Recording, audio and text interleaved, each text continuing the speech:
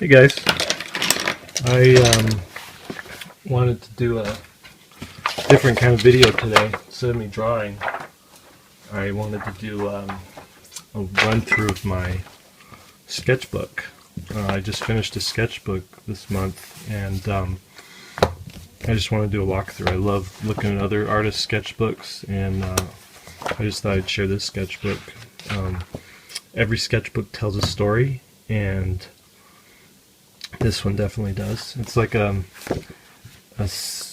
section of your life distilled into paper and ink. It's whatever you were thinking about that time, whatever you're doing that time, wherever you were visiting, and this sketchbook is no exception.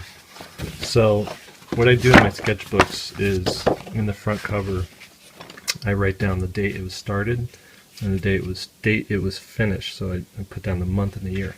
This one actually has interesting sort of timeline. And you can see here it was started in January of last year to February, and then there's a gap, and then finished December, or started again in December and finished in February of this year.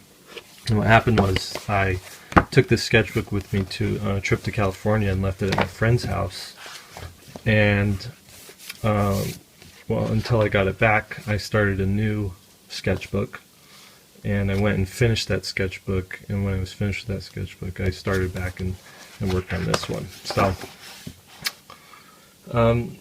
So yeah, this sketchbook, I guess back in January 2013 is when I drew this, and this was actually an exercise for my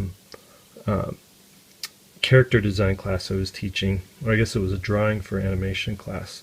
And one of the exercises is from memory, draw an iconic character. And the cool thing about that is details sort of fade away, but the things that are very iconic about that character are what stick out and what makes them look like who they are. So obviously that's not what Charlie Brown looks like, but he does have that big head, he does have the wavy, stripy shirt, and of course Mickey with the ears and the red pants. And so even though it doesn't look like them, it looks like them because of those iconic pieces of iconic details on them. So when you're designing your own character, what can you put in there to make it iconic and memorable, so that someone drawing it from memory can still kind of get what your character looks like instead of something completely different. This page, it was trying to remember Buzz and Woody. This was a demo I did for my class. I drew a robot for them and a space chihuahua, looks like. And this was another one. I think for these I was showing 3 different inking techniques. So I used a brush pen for this, I used some different pen for that, and this was one of those microns. This is my Hobbit hamster, and this came from one of the students' comments they made during class, and they said, hamsters are like the hobbits of the rodent world. And I thought that was the funniest thing, because they're these docile little rodents that kind of bumble around and just love the comforts of life. And I thought it'd be cool to do a hobbit, a rodent hobbit, where you've got these little like wingless bat goblins and this cute little hobbit hamster running around. This is me trying to figure out, getting comfortable with Skull Chaser, and figuring out his sidekick Trunk, what he actually looks like. It looks like this is me doing a what would he look like without the suit on. I had an idea too that he still has a beating heart inside his chest, and he has this life support system that keeps the heart alive. I don't know if that's going to stay, but I kind of like that idea. Here's Trunk. Expressions, trying to figure out the extent of what I could do with this facial shape. I really like how that turned out, and that's pretty close to how he is in the comic as I'm drawing it now. And here's some Space Skull expressions. I'm finding he has a lot in common with Clint Eastwood. some of these. It feels like if it's a face Clint Eastwood made, then that's a face Skull it's going to make. And if Clint Eastwood never made that face, I don't know if Skull's going to make that face. Yeah, this is just a, again, showing my students how to ink. Get those curvy lines. Pencil skull. Gotta do a spaceship every once in a while.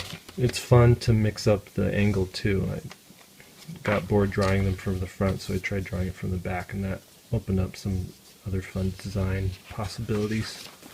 I don't know what's going on there exactly. Looks like that was supposed to be, I think I was going to draw Skull in a mech, but I lost interest in that. And there's a very early space princess, eventually changed to something else. That looks like Samus. I wanted to draw Samus character, and I thought it'd be cool to put her in this big suit, or I guess not a suit, but like a giant mech body. But I thought that was a little too much, so I did a more finished version where it looks like she's actually wearing a robot suit. I like how this one turned out. Yeah, so this was my phase where I was doing some my versions of video game characters. So here's me figuring out Mega Man, Donkey Kong, which I never ended up doing, Mario. There's a caricature of my friend's daughter. She asked me to do that when I was visiting them in California, and this is where it was when I left it there. And so when I got it back, I wrote December 2013 at the front, just so I'd know. I kind of like to know when I draw stuff, because you pull out an old drawing from somewhere, you have no idea when it was done, and it just helps to know where you were at that time and what you were doing, what you're thinking. So this is a bad guy for Skull Chaser. He's kind of like this chemical engineer. The idea was he's the author of 50 different dangerous narcotics in the universe or in the galaxy, and he's got these weird chemical guns that he uses.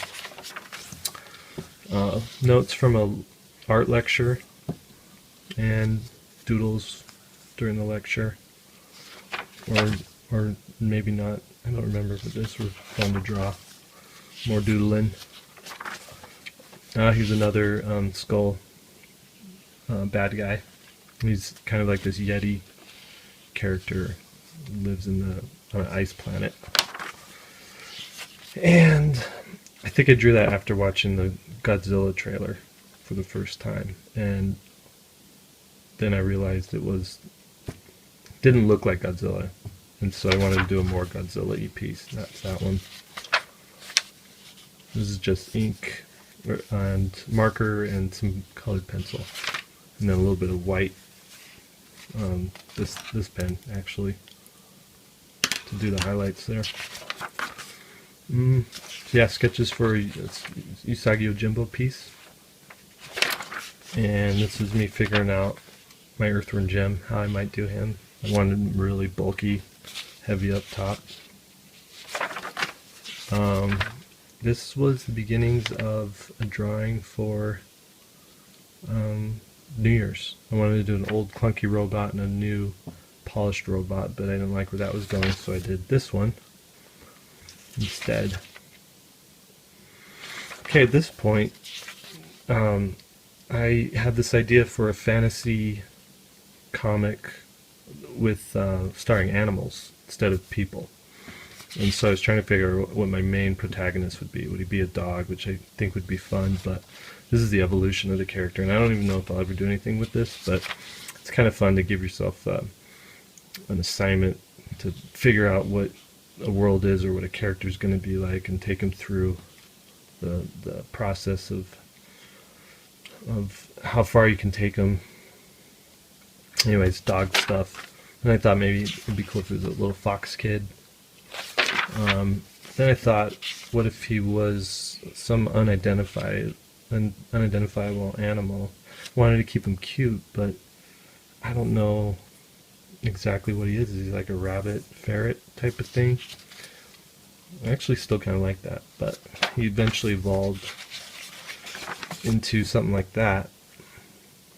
And this is the adolescent version, and this is the adult version of this race of furry animal creatures. And here's me figuring out facial expressions. I have a character in this story, or a race, that are bird people, and these two kind of team up together, this princess from the bird nation and this weird mammal guy. I like the red, but I showed it to my kid and he's like, oh, he reminds me too much of Tails from the Sonic stuff, but I think that's a fair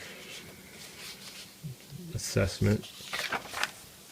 Here's me just figuring out more expression stuff. Ah, this was fun. So this is the aging of this race. So here's a 10-year-old, a 12 to 15-year-old. The cranium gets a little smaller. The jaw starts to fill out a little bit more. Here, 16 to 25-year-old, they get really squared off. And then 30 to 50, the chin becomes very dominant.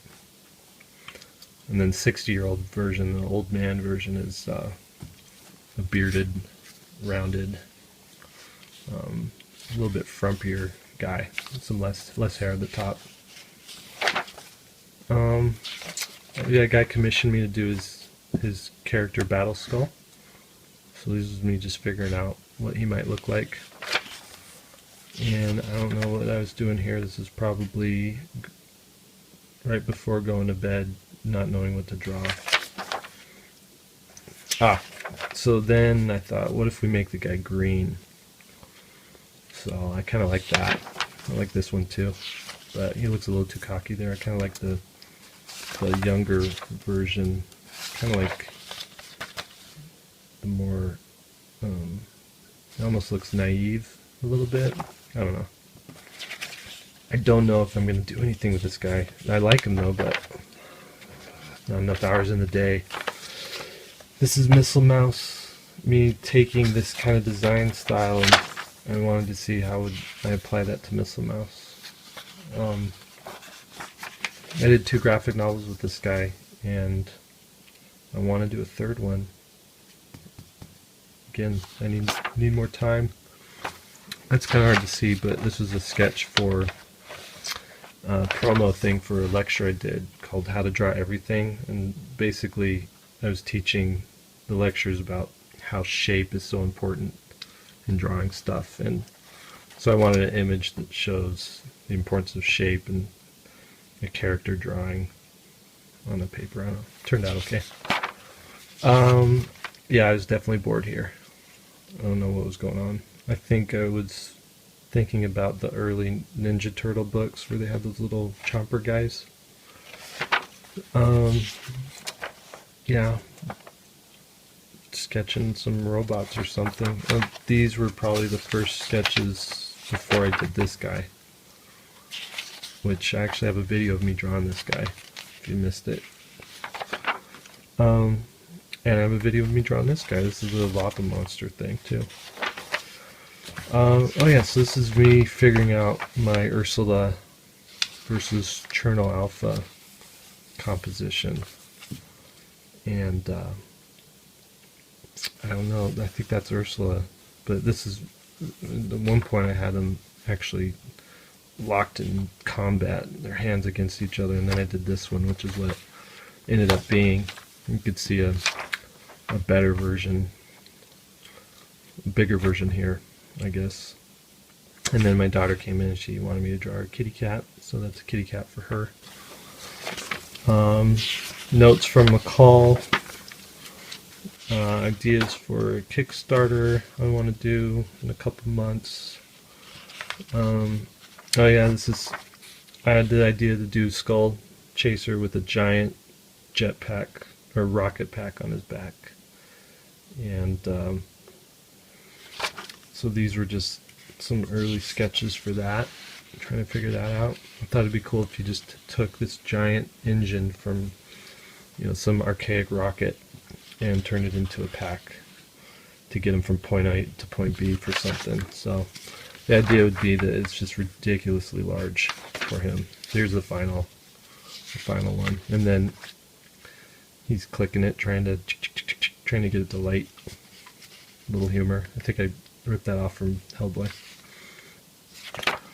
And there is a spaceship for the last page. The 14K represents the 14,000 followers on Instagram, and I wanted to express my gratitude for all those folks who follow me on there. And yeah, that's it. That is a sketchbook. Hey guys, thanks for watching, and I just want to say thanks for all the comments on the other videos. Thanks to all the new subscribers that are here, and thanks for checking out my sketchbook today. I do have a book that's for sale that is, if you haven't already seen it, where is it? I have one around here. Hold on 1 second.